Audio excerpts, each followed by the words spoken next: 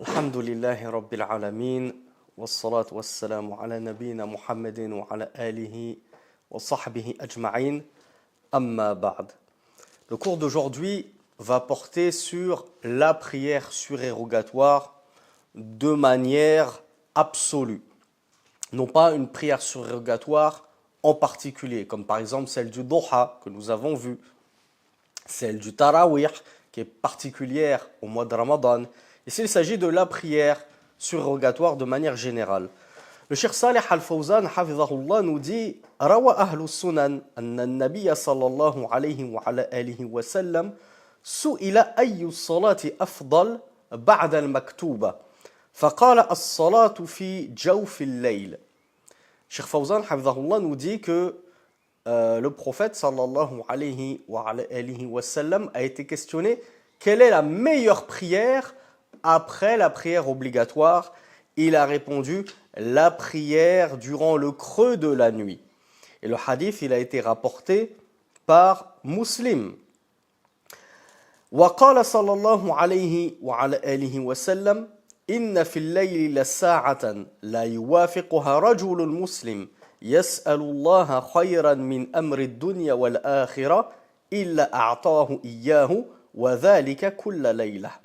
Et dans un autre hadith authentique rapporté par Muslim, le prophète sallallahu alayhi wa sallam a dit qu'il y a certes durant la nuit une heure ou un moment, un instant, durant lequel le serviteur musulman ne tombera pas durant ce moment-là en train de demander à Allah subhanahu wa ta'ala un bien qu'il soit mondain ou pour son au-delà, sans qu'Allah subhanahu wa ta'ala ne lui accorde, et ceci chaque nuit. Cela signifie donc que chaque nuit, il y a un moment durant lequel, si tu arrives à coïncider avec ce moment-là, en train de faire des du'as, des invocations à Allah subhanahu wa ta'ala, eh bien Allah exaucera tes invocations.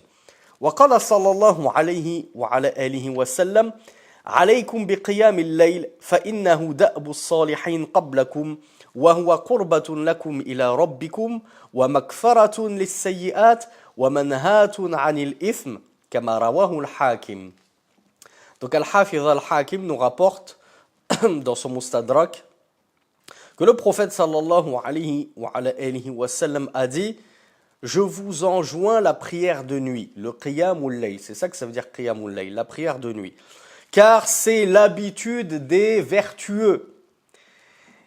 C'est une qurba pour vous envers votre Seigneur. C'est-à-dire c'est une adoration que vous faites pour vous et qui va vous rapprocher de votre Seigneur. C'est une makfara lis-sayyi'at. C'est une source d'expiation des péchés et c'est une dissuasion des péchés. C'est-à-dire qu'elle va t'aider, cette prière de nuit, à t'éloigner des péchés. Elle va faire que tu seras moins enclin à tomber dans le péché. Le Cheikh Fawzan, hafizahullah, commente et nous dit وَقَدْ مَدَحَ اللَّهُ الْقَائِمِينَ مِنَ اللَّيْلِ. Et certes, Allah subhanahu wa ta'ala a fait les éloges de ceux qui prient la nuit. Lorsqu'il dit dans le Coran, comme dans Surat Al-Dhariyat, verset numéro 16 jusqu'au verset numéro 18, إنهم كانوا قبل ذلك محسنين كانوا قليلا من الليل ما يهجعون وبالأسحار هم يستغفرون. Allah subhanahu wa ta'ala nous dit avant cela, c'est-à-dire avant ce jour de la rétribution, ils étaient, c'est-à-dire sur terre, bienfaisants. Qui sont ces bienfaisants? Qu'est-ce qu'ils faisaient comme acte de bienfaisance? Allah y répond dans le verset juste après. Il nous dit, ils dormaient peu la nuit. Pourquoi ils dormaient peu la nuit? Parce qu'ils faisaient justement du qiyamul layl. Ils utilisaient une partie de la nuit pour adorer Allah subhanahu wa ta'ala en prière. Et il nous dit dans le troisième verset, وَبِالْ أَسْحَارِ هُمْ يَسْتَغْفِرُونَ. Qu'est-ce que al-ashar? C'est le dernier moment de la nuit. Donc on voit que Durant le milieu de la nuit, ils adoraient Allah subhanahu wa ta'ala en prière. Et puis à la fin de la nuit, ça y est, ils avaient adoré Allah, ils avaient terminé leur qiyamul layl. Donc qu'est-ce qu'ils faisaient en toute fin de nuit? Eh bien, ils en profitaient pour invoquer Allah subhanahu wa ta'ala et notamment en lui demandant pardon. Voilà l'habitude, la coutume des gens pieux, des vertueux. Allah subhanahu wa ta'ala nous dit également dans Surat As-Sajda, la prosternation du verset 16 au verset 17, تتجافى جنوبهم عن المضاجع يدعون ربهم خوفا وطمعا ومما رزقناهم ينفقون فلا تعلم نفس ما أخفي لهم من قرة أعين جزاء بما كانوا يعملون.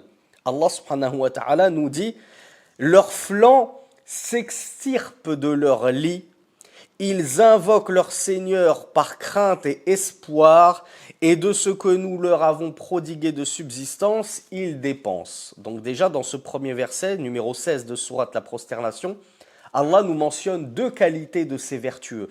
C'était des gens dont les flancs, c'est-à-dire les côtés, s'extirpaient de leur lit, c'est-à-dire qu'ils se réveillaient exprès dans la nuit pour aller prier et adorer Allah subhanahu wa ta'ala. Ils le faisaient pourquoi? Parce qu'ils craignaient leur Seigneur et ils craignaient son châtiment. Et par espoir en leur Seigneur et espoir en sa récompense et en son paradis. Et deuxième chose par laquelle Allah il les a décrits, il a dit que toute la subsistance qu'on leur a donnée, ils en prenaient une partie et ils en dépensaient fi sabilillah, dans le sentier d'Allah subhanahu wa ta'ala. Alors quelle est la récompense de ces gens vertueux? Allah nous dit dans le verset 17 juste après, nulle âme ne sait ce qu'on a caché pour eux de réjouissance des yeux en guise de récompense pour ce qu'ils œuvraient. Leur récompense à ces gens-là qui faisaient du qiyamul layl, qui font des sadaqat, des aumônes, elle est tellement immense que nulle âme ne pourrait s'imaginer ce qui les attend de réjouissance de l'œil, de délices et de récompense qu'Allah subhanahu wa ta'ala leur réserve au paradis. Le cheikh Hafzahullah nous dit وَالنُّصُوص فِي ذَلِكَ كَثِيرًا تَدُلُّ عَلَى فَضْلِ قِيَامِ اللَّيْلِ. Les textes au sujet du qiyamul layl sont très nombreux et ils indiquent ses nombreux mérites.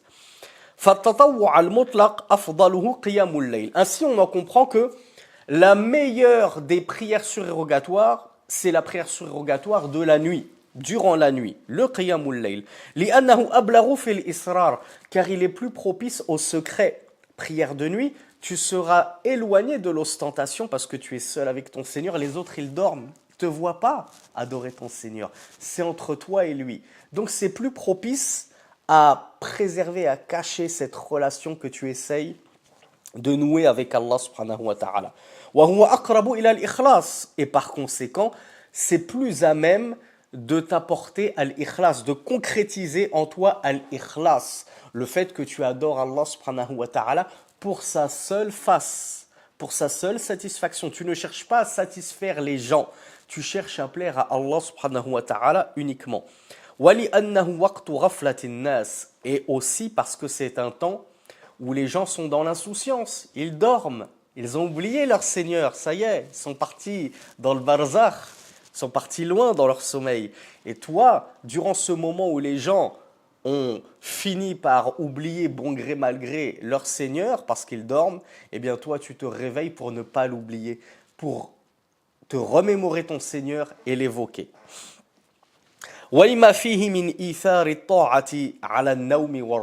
Et enfin, pourquoi est-ce qu'elle est aussi immense et illustre cette adoration qu'est la prière de nuit? C'est parce que dans la prière de nuit, il y a le fait que tu ailles volontairement préférer l'obéissance de ton Seigneur plutôt que le sommeil et le repos. Qu'est-ce qui t'empêche de continuer à dormir? Si ce n'est que tu as préféré plaire et satisfaire ton Seigneur et que tu t'es forcé à te réveiller durant la nuit pour l'adorer, alors que rien ne t'empêchait de continuer à dormir jusqu'au Fajr. Donc voilà ce qui distingue la prière de nuit de toutes les autres prières surérogatoires. Le Cheikh Fawzan Hafzahullah nous dit وَيُسْتَحَبُّ التَّنَفُّلُ بِالصَّلَاةِ فِي جَمِيعِ الْأَوْقَاتِ. Cependant, il est recommandé, il est méritoire de faire des prières surérogatoires durant tout le temps, ceci est recommandé. غَيْرِ أَوْقَاتِ النَّهْيِ. sauf durant les temps interdits. Donc durant toute la journée et toute la nuit, il était recommandé de multiplier les prières surérogatoires. Cependant, il y a quelques temps interdits, c'est ce qu'on appelle un petit peu les exceptions qui confirment la règle, et durant ces temps exceptionnels que nous allons détailler, incha'Allah ta'ala, dans un cours prochain, là par contre, il n'est pas recommandé de prier surérogatoirement. Il est même interdit de prier surérogatoirement à ces moments-là. Je vous spoil très rapidement, il y en a 3 des moments interdits. En dehors de ces 3 moments interdits, il t'est recommandé de multiplier les prières surérogatoires. Donc on a dit, toute la journée de 24 heures, à l'exception de ces 3 moments, est un temps propice à la prière surérogatoire. Mais du coup, qu'est-ce qui est meilleur, c'est de prier durant la nuit ou de prier durant la journée, mes prières surérogatoires? Eh bien, le cheikh nous dit, la meilleure des prières surérogatoires, c'est la prière de nuit. Du coup, pardonnez-moi, la prière surérogatoire de nuit est meilleure que la prière surérogatoire de jour. Et les deux sont excellentes, mais il y en a une qui est préférable à l'autre. Et le cheikh nous dit, وَأَفْضَلُ صَلَاةِ اللَّيْلِ الصَّلَاةُ فِي ثُلُثِ اللَّيْلِ بَعْدَ نِصْفِهِ. On a vu que durant la journée, il y a un temps qui est encore meilleur qu'un autre pour prier. C'est la nuit. C'est encore meilleur que de prier durant le jour. Les prières surérogatoires. Et dans la nuit, une nuit c'est long, surtout les longues nuits d'hiver. Est-ce qu'il y a un temps encore plus propice pour adorer Allah et encore meilleur pour adorer Allah? C'est-à-dire qu'un moment de la nuit serait meilleur qu'un autre? Oui. Effectivement, il y a un moment de la nuit qui est encore meilleur que les autres moments de la nuit, sachant que toute la nuit est excellente pour prier surérogatoirement Allah subhanahu wa ta'ala. Et le cheikh nous dit que c'est le dernier tiers, ou c'est le tiers de la nuit qui suit la moitié de la nuit. Vous allez voir, on va décomposer la nuit en moitié, puis en tiers, puis en sixième. Les matheux vont se régaler, les autres, suivez bien. Ça va faire appel à vos cours de fraction de sixième niveau collège. Le cheikh nous dit lima fi sahihayn marfu'an ahabbu as-salati ila Allah salatu Daoud kana yanamu nisf al-layl wa yaqumu thuluthahu wa yanamu sudusahu wal hadith muttafaqun alayhi. Le cheikh Fawzan hafizahullah, il justifie son choix. Pourquoi la meilleure partie de la nuit, c'est le tiers qui suit la première moitié de la nuit. Il nous dit car il y a un hadith authentique, muttafaqun alayhi, unanimement authentique, dans lequel le prophète sallallahu alayhi wa sallam a dit la prière la plus aimée auprès d'Allah, c'est la prière de Daoud. La prière du prophète David, père de Salomon, Soulaïman. Comment elle se caractérisait sa prière de nuit au noble prophète et messager Daoud, alayhi salatu wassalam? Eh bien, le prophète nous l'explique. Il nous dit, il dormait la moitié de la nuit. C'est-à-dire la première moitié de la nuit, il dormait. Ensuite, yaqumu thuluthahu, puis il faisait du qiyamul layl, donc de la prière nocturne, durant le tiers de la nuit. Puis, il dormait le sixième de la nuit. Donc, dans cet ordre-là. Donc, on va faire quelques travaux de mathématiques, d'arithmétique, et on va jongler un peu avec les fractions. La moitié de la nuit, si on va prendre un dénominateur commun entre un demi, un tiers et un sixième. Quel est le dénominateur commun? Un sixième. La moitié de la nuit, c'est 1 sur 2. 1 sur 2, si je le transforme avec un dénominateur au sixième, ça me donne quoi? Ça me donne 3 sixièmes. Donc les 3 sixièmes de la nuit, un demi, la moitié de la nuit, le prophète Daoud dormait. Ensuite, il se réveillait et il priait le tiers de la nuit. Il faisait du qiyamul layl, un tiers, avec le dénominateur commun au sixième, c'est quoi? Un tiers, si je veux le transformer en sixième, ça me donne 2 sixièmes.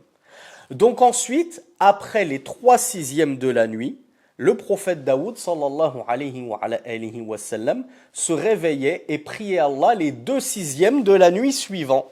3 sixièmes plus 2 sixièmes, ça fait 5 sixièmes. Il me reste combien? Un sixième. Ah, je retombe sur mon équation.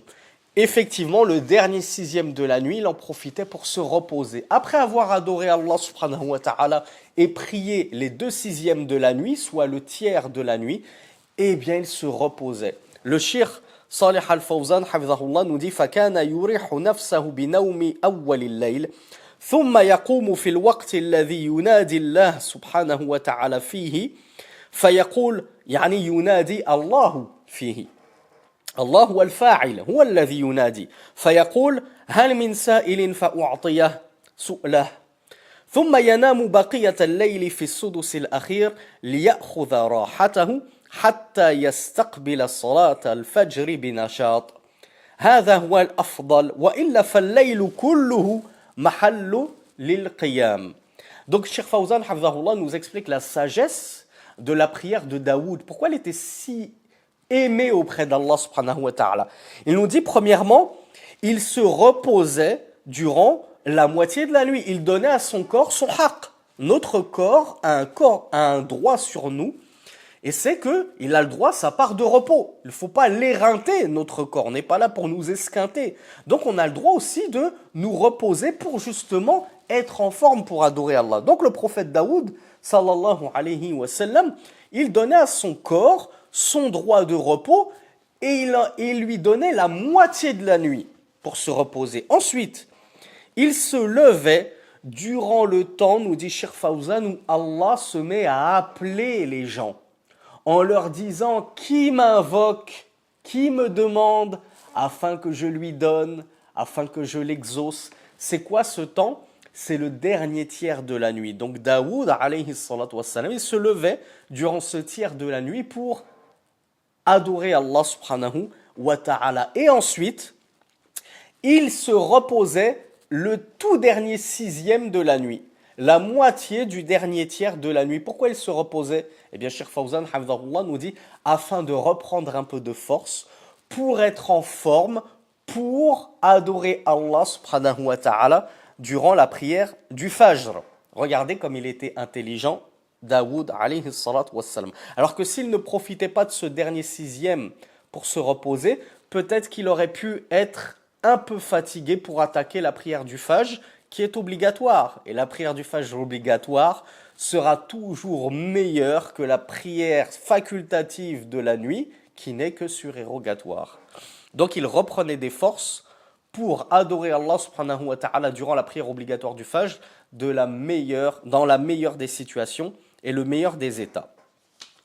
Voilà pourquoi sa prière était la plus préférée auprès d'Allah subhanahu wa ta'ala. Mais sinon, comme nous le dit Cheikh Fawzan, toute la nuit est un moment propice pour faire du qiyam, pour faire de la prière surérogatoire. قال الإمام أحمد رحمة الله عليه قيام الليل من المغرب إلى طلوع الفجر. Bon, on a vu que la prière de nuit, elle est intéressante, etc. Mais c'est quoi la nuit? Ça commence quand la nuit? On l'a déjà vu lorsqu'on a étudié nos awqat ou salat, les différents temps des prières. Quand est-ce que ça commence la prière du Maghrib? Quand est-ce que ça commence la nuit? Quand est-ce que je calcule le milieu de la nuit? J'espère que vous vous en souvenez tous. On a dit que la nuit commençait à Al-Maghrib, au temps du Al-Maghrib. Donc le 4e temps sur votre calendrier. Et l'imam Ahmed a donc dit que la Qiyamul Layl, c'est de la prière d'Al-Maghrib jusqu'à la prière du Fajr. Pourquoi est-ce que l'imam Ahmed il a dit que c'est entre Al-Maghrib et Al-Fajr, il n'a pas dit entre l'Aïcha et Al-Fajr? Alors que nous, par exemple, quand on faisait nos tarawih, on ne les faisait pas avant la prière du Aïcha.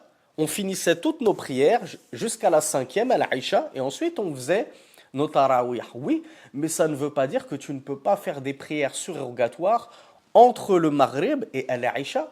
Et que ces prières surérogatoires que tu fais entre Al-Maghrib et l'Aïcha, elles sont comptées comme du Qiyamul Layl. Elles sont comptées comme des prières surérogatoires nocturnes que tu es en train de faire. Donc, à partir du moment où tu as prié ton Maghrib, la 4e prière de la journée, ou la première prière de la nuit même, eh bien, à partir de ce moment-là, tout ce que tu vas faire de surérogatoire après, c'est du Qiyamul Layl.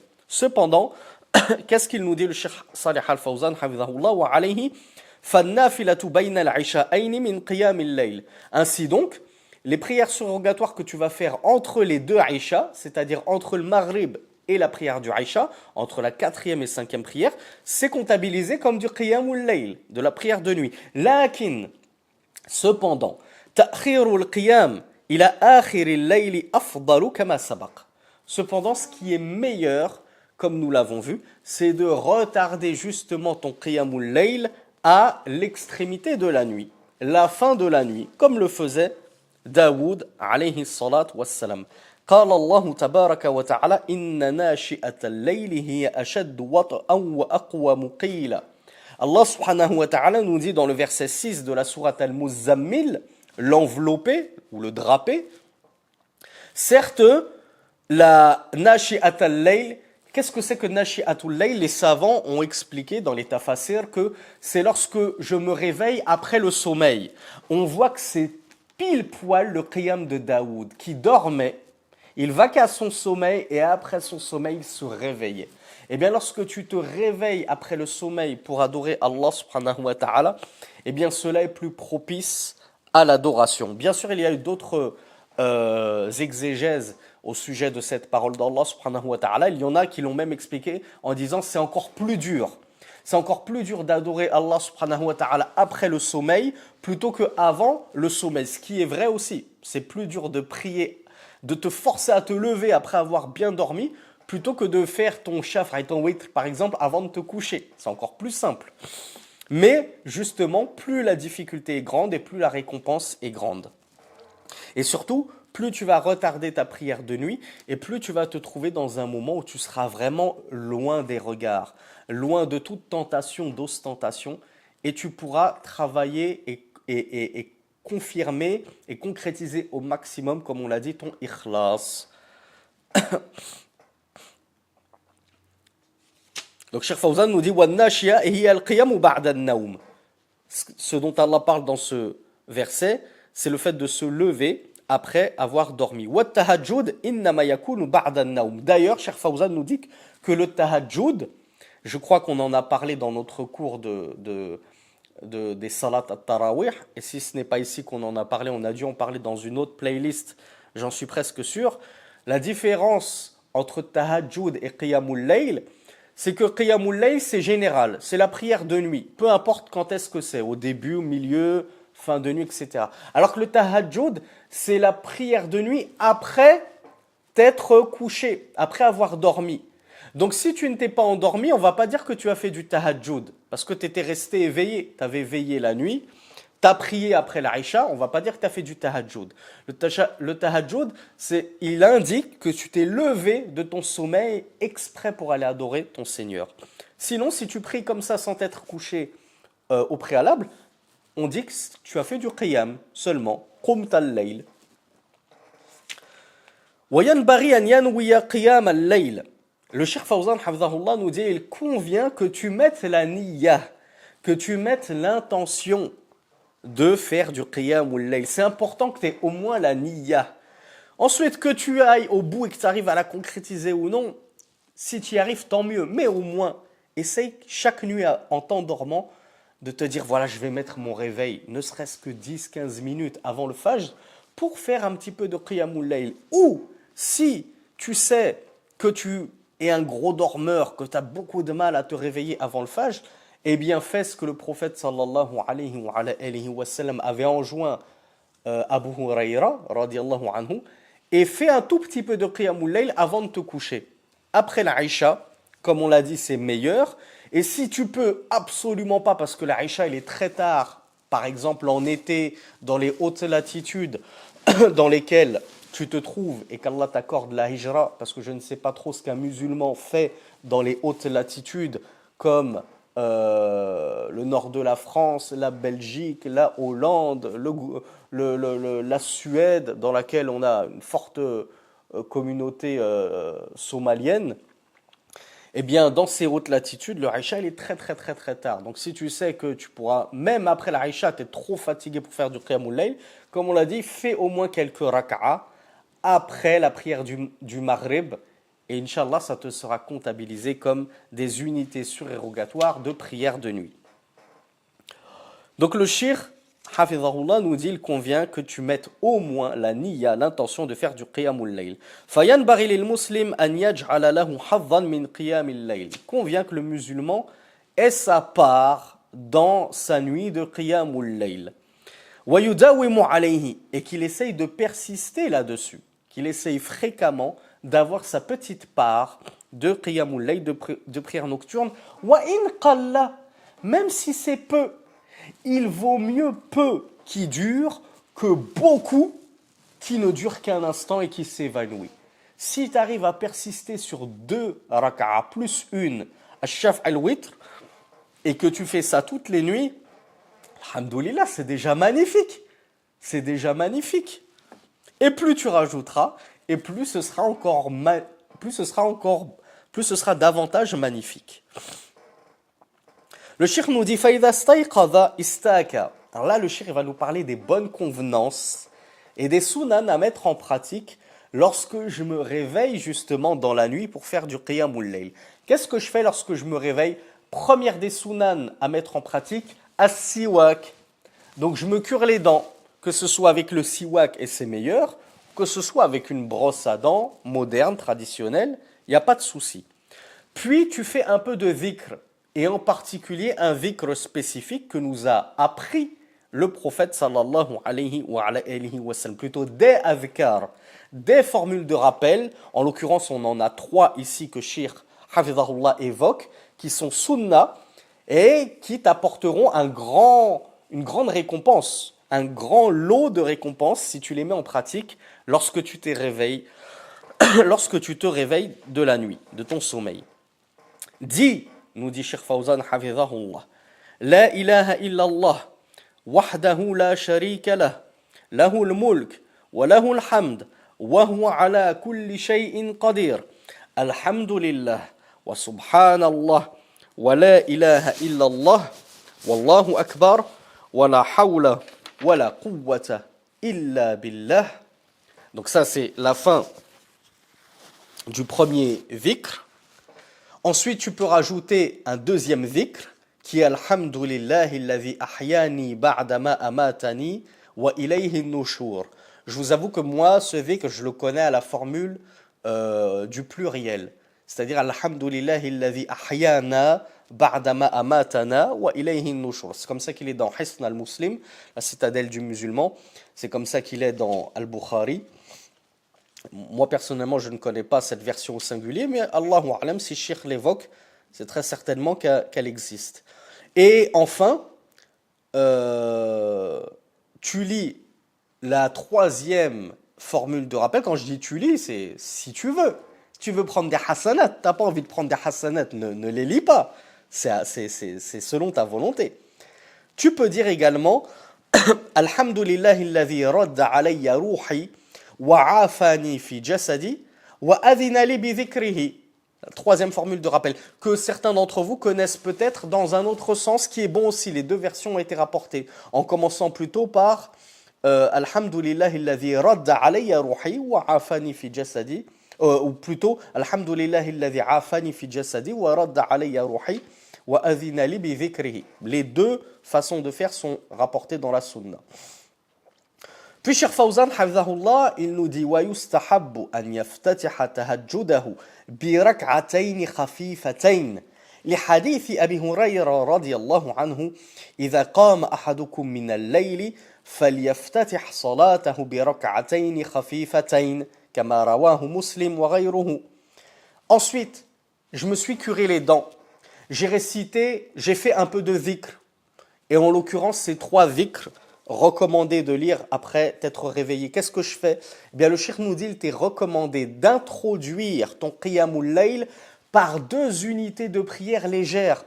Commence pas à nous faire 2 premières rak'a de 10 minutes chacune qui vont te fatiguer dès le départ. Non, au contraire, regardez comme il était intelligent, le prophète sallallahu alayhi wa sallam. Il a enjoint ses compagnons à débuter la nuit avec 2 petites rak'a très courtes qui vont te mettre dans le bain, qui vont te donner du peps, de l'énergie Et tu vas être content quand tu auras fini ces 2 rak'ahs. Tu te dis, ah ça y est, c'était courte, c'était facile.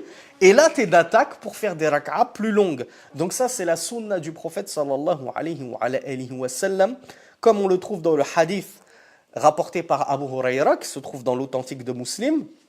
Le prophète sallallahu alayhi wa sallam a dit, lorsque l'un d'entre vous se lève dans la nuit, c'est-à-dire pour faire du qiyamul layl, eh bien qu'il débute sa prière par 2 unités légères. ويسلم في صلاة الليل من كل ركعتين لقوله صلى الله عليه وعلى آله وسلم صلاة الليل مثنى مثنى رواه الجماعة ومعنى مثنى مثنى أي ركعتان ركعتان بتشهد وتسليمتين فهي ثنائية لا رباعية. Le Cheikh Salih Al-Fawzan hafidhahullah nous dit, et il va saluer, c'est-à-dire au cours de son qiyamul layl, il va saluer dans la prière de nuit à chaque 2 unités. Toutes les 2 unités, tu fais un salam. Qu'est-ce que ça veut dire? Ça veut dire que tu vas prier ta prière de nuit 2 par 2.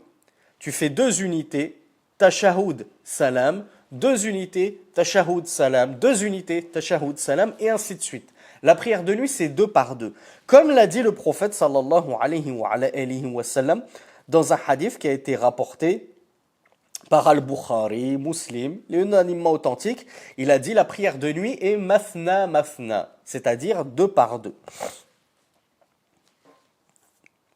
Donc tu fais, comme nous le dit Cheikh Fawzan, à chaque 2 unités un tashahhud et 2 salutations, une à droite, et une à gauche. Donc la prière de nuit est composée de 2 unités et non pas 4, nous dit Cheikh Salih Al-Fawzan, mais il y a des savants qui ont vu qu'il était malgré tout autorisé d'enchaîner 4 unités et notamment avec un seul tashahhud final. Mais on ne va pas rentrer dans la divergence comme c'est notre habitude dans cette playlist-là. Le cheikh nous dit ensuite et il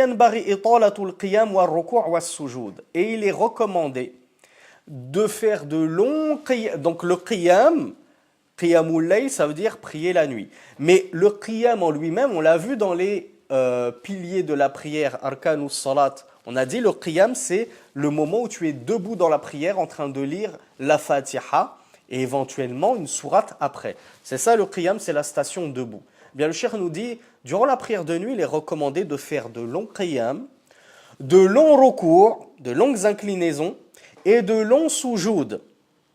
Et dans la version audio de cet ouvrage Al-Mulakhas al-Fiqhi, qui de base est une série de cours à la radio qu'avait dispensé le cheikh nous apprenait qu'il convenait également de faire en sorte que ton qiyam soit aussi long que ton inclinaison et qu'elle soit elle-même aussi longue que ta prosternation. Parce que ainsi priait le prophète sallallahu alayhi wa sallam. Les compagnons ont rapporté que la prière du messager d'Allah sallallahu alayhi wa sallam était sawa, elle était harmonieuse. Toutes les étapes de la prière se ressemblaient les unes les autres en longueur et en beauté. Il donnait le même temps à son inclinaison qu'il donnait à sa prosternation, qu'il donnait autant lorsqu'il se relevait entre les 2 prosternations même, qu'il le donnait pour le qiyam, etc. Le cheikh ici ne l'a pas mentionné dans la version écrite d'Al-Mulakhas al-Fiqhi. وينبغي أن يكون تهجده في بيته فقد اتفق أهل العلم على أن صلاة التطوع في البيت أفضل وكان صلى الله عليه وعلى آله وسلم يصلي في بيته. Et le cheikh nous dit, il convient que ton tahajjud, ta prière de nuit, notamment après t'être réveillé, tu l'as pris dans ta maison. Non pas que tu ailles à la mosquée ou même ton petit moussalla de quartier pour aller faire ton tahajjud. Prie-le chez toi, c'est préférable. Les gens de science sont unanimes, nous dit Cheikh Fawzan hafidhahullah, que la prière surrogatoire à la maison est meilleure, c'est-à-dire elle est meilleure que la prière surrogatoire que tu feras à la mosquée. Et c'est pourquoi le prophète sallallahu alayhi wa sallam priait justement la plupart de ses prières surrogatoires à la maison. Et la seule exception à la règle, c'était justement le tarawih qu'il avait commencé à prier à la mosquée. Parce que c'était une prière de nuit exceptionnelle, c'était la fameuse prière de nuit du mois de Ramadan. En dehors de ce tarawih, les prières de nuit, le qiyamul layl, c'est mieux que tu le fasses chez toi, tout seul, comme on va le voir, incha'Allah. Et de manière générale, les prières surérogatoires, que ce soit de nuit ou de jour, c'est meilleur que tu les fasses chez toi, comme on l'a expliqué dans notre playlist Minhaj al-Muslim. وقال عليه الصلاة والسلام صلوا في بيوتكم فإن خير الصلاة المرء في بيته إلا المكتوبة. Donc dans un hadith unanimement authentique, le prophète sallallahu alayhi wa sallam a dit: priez dans vos demeures, certes la meilleure des prières de l'homme est dans sa maison, sauf la prière prescrite.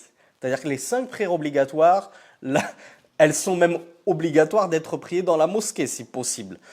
Mais on a vu la divergence à ce sujet-là. Donc la prière obligatoire, ce qui est meilleur, c'est de la prier à la mosquée. Si elle n'est pas obligatoire, alors ce qui est meilleur, c'est de la prier pas à la mosquée. C'est de la prier chez toi. وَلِأَنَّهُ أَقْرَبُ إِلَى الْإِخْلَاصِ. Et car cela est plus propice pour concrétiser ton ikhlas. وَصَلَاةُ النَّافِلَةِ قَائِمًا أَفْضَلُ مِنَ الصَّلَاةِ قَاعِدًا بِلَا عُذْرٍ. لقوله صلى الله عليه وعلى آله وسلم من صلى قائما فهو أفضل ومن صلى قاعدا فله نصف أجر القائم متفق عليه. Puis Cheikh Fawzan hafidhahullah nous rapporte un hadith, nous dit que la prière surérogatoire que tu vas prier debout est meilleure que la prière surérogatoire que tu vas prier assis sans excuse. Donc là, il y a 2 choses importantes qu'on va voir. Premièrement, on voit que il est permis de prier assis ta prière surérogatoire, même sans excuse. Même si tu n'es pas fatigué, tu as juste envie de te simplifier la vie. Tu t'assois, tu fais ton qiyam assis, il n'y a aucun souci. Par contre, ne t'étonne pas que ta récompense soit diminuée de moitié, comme on va le voir des propos du prophète sallallahu alayhi wa sallam. Mais, deuxième chose qu'on apprend, c'est que le cheikh nous a dit « illa min uzrin », sauf pour excuse. C'est-à-dire que si tu as une excuse, tu es malade, par exemple, et tu ne peux pas te tenir debout, et donc c'est pour ça que tu fais ton qiyam assis, eh bien tu auras la pleine récompense de ton qiyam, même si tu l'as prié assis. Ne t'inquiète pas, Allah n'est pas inattentif à ce que nous faisons, et Allah n'est pas injuste. Le prophète sallallahu alayhi wa sallam a dit dans un hadith rapporté par Al-Bukhari et Muslim: Man salla qa'iman fahuwa afdal wa man salla qa'idan falahu nisfu ajri al-qa'im. Quiconque prie debout, cela est meilleur. Qu'est-ce que ça veut dire cela est meilleur? Ça veut dire que si tu pries assis, c'est bien aussi. Il y a dans la prière assis facultative, surrogatoire, du khayr. Il y a une source de récompense. Mais si tu l'as pris debout, cela est meilleur. Cela est davantage récompensé. Et quiconque prie assis, nous dit le prophète, ce qui prouve qu'on a le droit de prier assis notre prière surrogatoire, alors il aura la moitié de la récompense de celui qui a prié debout. Donc le prophète sallallahu alayhi wa sallam nous apprend ces 2 faïdas. J'ai le droit de prier ma prière surrogatoire debout et assis, comme il me sied, mais si je prie debout, j'aurai 100% de la récompense, et si je prie assis, j'aurai 50% de la récompense. Le Cheikh Salih Al-Fawzan hafidhahullah nous dit: وَأَمَّا مَنْ صَلَّى النَّافِلَةَ قَاعِدًا لِعُذْرٍ فَأَجْرُهُ كَأَجْرِ الْقَائِمِ لقوله صلى الله عليه وعلى آله وسلم إذا مرض العبد أو سافر كتب مثل ما كن يعمل مقيما أو كتب مثل ما كان يعمل مقيما صحيحا. Dans un hadith rapporté par l'imam al-Bukhari rahmatullahi alayhi, le prophète nous dit: lorsque le serviteur est malade ou bien qu'il est en voyage, eh bien il lui sera inscrit exactement ce qu'il avait l'habitude d'œuvrer lorsqu'il n'était pas en voyage et lorsqu'il n'était pas malade, lorsqu'il était sain. Si tu avais l'habitude de faire 11 raka'a la nuit lorsque tu étais en bonne santé et qu'Allah subhanahu wa ta'ala t'a affecté d'une maladie, donc c'est c'est le décret d'Allah. C'est pas toi qui l'as voulu. C'est pas toi qui l'as cherché, cette maladie. Tu es tombé malade. À cause de cette maladie, tu ne peux plus faire 11 rak'a de qiyamul layl. Qu'est-ce que nous dit le prophète sallallahu alayhi wa sallam? Allah t'inscrira la récompense de ce que tu faisais lorsque tu étais en bonne santé. Et en l'occurrence, dans l'exemple que je vous ai donné, Allah t'inscrira la récompense de tes 11 rak'a de qiyamul layl, de prière de nuit, lorsque tu avais l'habitude de faire lorsque tu étais en bonne santé. Pourquoi? Parce que qu'est-ce qui t'en a empêché? Ce n'est pas la flemme, ce n'est pas que tu as eu envie d'arrêter sur qiyam, c'est la maladie qu'Allah subhanahu wa ta'ala t'avait décrétée. Pareil pour le voyage, tu as l'habitude de faire du qiyam, mais là tu pars en voyage. Et le voyage, vous savez que c'est difficile, surtout à l'époque, quand on voyageait à dos de chameau pendant des journées, voire des semaines entières. Comme c'est difficile et que tu ne peux plus faire tes rawatib, par exemple, eh bien Allah subhanahu wa ta'ala t'inscrira la récompense de toutes les œuvres que tu avais l'habitude de faire hors voyage, durant ton voyage. Regardez la générosité immense d'Allah subhanahu wa ta'ala.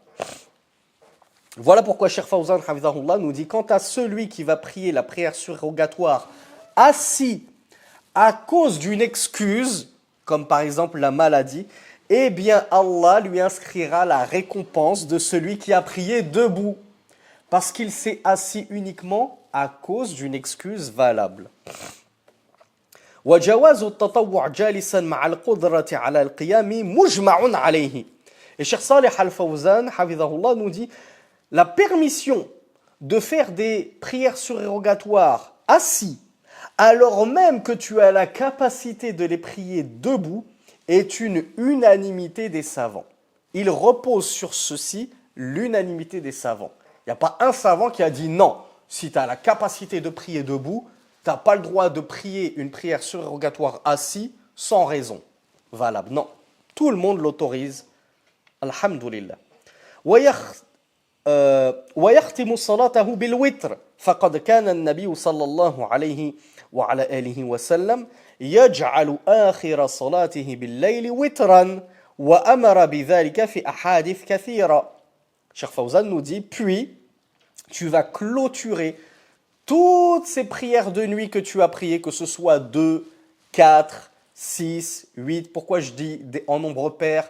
Je le rappelle, on a dit les prières de nuit, c'est 2 par 2. Donc c'est forcément soit 2, soit 4, soit 6, soit 8, soit 10. Puisque le prophète sallallahu alayhi wa sallam n'a jamais dépassé 11 rak'a au cours de sa nuit, voire 13 rak'a si on compte les 2 rak'a qui suivent Al-Aisha, comme l'a expliqué Cheikh Al-Albani rahmatullahi alayhi.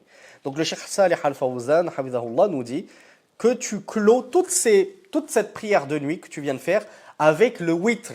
Et le witr, on l'a vu dans un cours dédié. Le witr, c'est ton unité impaire de prière.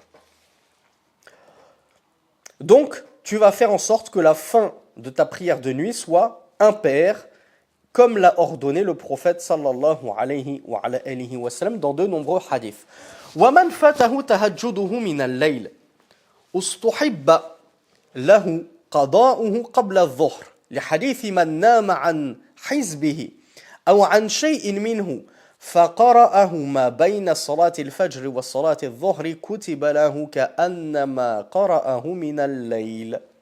Et enfin, Cheikh Fawzan hafidhahullah conclut en nous disant: et celui qui aurait manqué son tahajjud de nuit, celui qui avait l'intention de faire du tahajjud, du qiyamul layl, celui qui a l'habitude de faire du tahajjud, du qiyamul layl, eh bien, il lui est recommandé, et à plus forte raison permis, de rattraper ce tahajjud, ce qiyamul layl manqué durant la nuit, avant le dhuhr, c'est-à-dire en pleine journée, mais avant le dhuhr. Donc, entre le moment où tu te réveilles et tu te rends compte que tu as oublié ou que tu as manqué ton qiyamul layl, tant que le dhuhr ne s'est pas encore levé, eh bien rattrape ce qui t'a manqué de qiyamul layl que tu avais l'habitude de faire. Et ceci en vertu de la parole du messager d'Allah sallallahu alayhi wa sallam, quiconque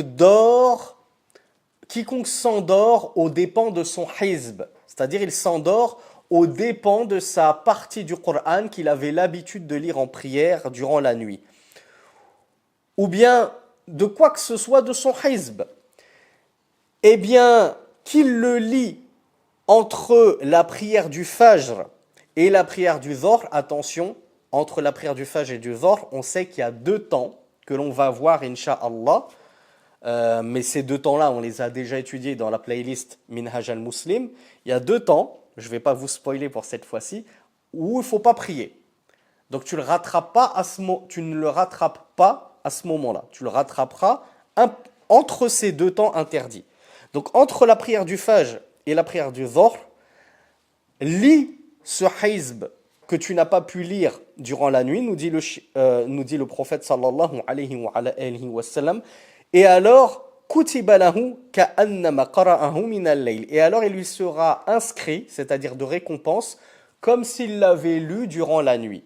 Donc le prophète sallallahu alayhi wa sallam nous explique que celui qui aurait manqué son qiyamul layl ou une partie de son qiyam durant la nuit et qu'il va le rattraper entre le fajr et le dhuhr, c'est-à-dire durant la matinée, eh bien il te sera inscrit la récompense de ce qiyamul layl que tu as manqué. Ce sera inscrit comme si tu l'avais fait durant la nuit, pas comme si c'est une prière surrogatoire de la journée. Hadha wallahu a'lam.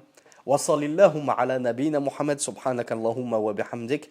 Ashhadu an la ilaha illa ant. Astaghfiruka wa atubu ilayk. Wassalamu alaykum wa rahmatullahi wa barakatuh.